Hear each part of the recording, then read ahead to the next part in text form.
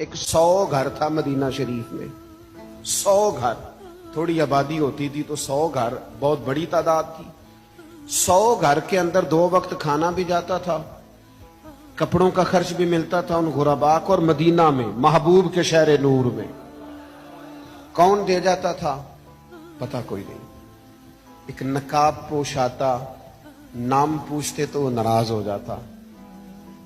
फिर अचानक वो खाना आना बंद हुआ, सालों आता रहा। फिर वो चीजें बंद हुई तो लोग एक दूसरे से पूछने लगे, तेरे घर कब से नहीं आया? कहा 18 मुहर्रम से। तेरे घर कब से नहीं आया? 18 मुहर्रम से। तेरे घर कब से नहीं आया? 18 मुहर्रम से। वो जब एक दूसरे को तफसीलात बताने लगे